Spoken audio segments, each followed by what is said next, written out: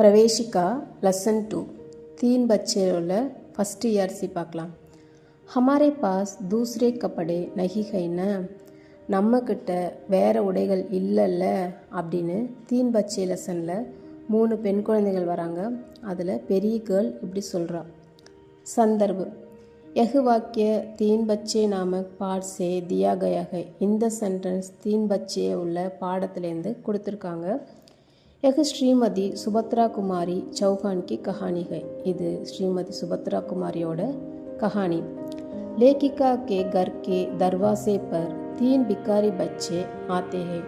லேக்கிகாவுடைய வீட்டுக்கு வாசலுக்கு 3 பிச்சைக்கார குழந்தைகள் வராங்க. लेखिका उनसे नहाने के संबंध में पूछती है. लेखिका அவங்க கிட்ட குளிக்கிறத பற்றி கேட்குறாங்க.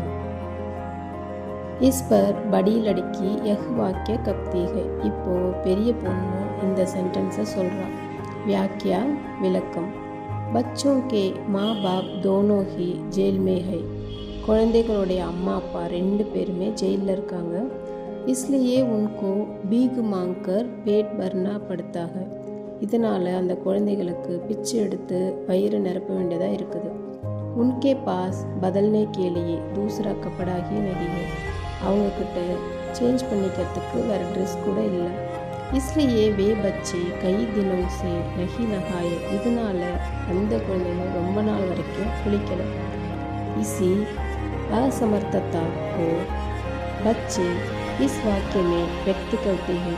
இந்த இயலாமையை குழந்தைகள் இந்த சென்டென்ஸில் வெளிப்படுத்தியிருக்கிறாங்க. நம்மிடம் வேறு உடைகள் இல்லை தானே. இடம் இந்த வாக்கியம் தீன் பச்சே பாடத்திலிருந்து எடுக்கப்பட்டுள்ளது. இது ஸ்ரீமதி சுபத்ரா குமாரி சௌகானினுடைய கதையாகும். எழுத்தாளருடைய வீட்டிற்கு வாசலில் 3 பிச்சைக்கார பெண்கள் வருகிறார்கள். எழுத்தாளர் அவர்களிடம் குளிப்பதை பற்றி கேட்கிறார்கள். இப்பொழுது பெரிய பெண் இந்த வாக்கியத்தை சொல்கிறாள். விளக்கம் குழந்தைகளுடைய அம்மா அப்பா இருவரும் ஜெயிலுக்கு சென்றுள்ளார்கள்.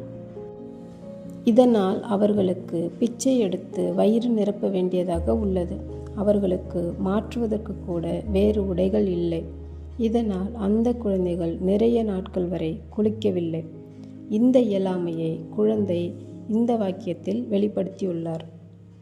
வீடியோ பிடிச்சிருந்ததுன்னா லைக் பண்ணுங்கள், ஷேர் பண்ணுங்கள், சப்ஸ்கிரைப் பண்ணுங்கள்.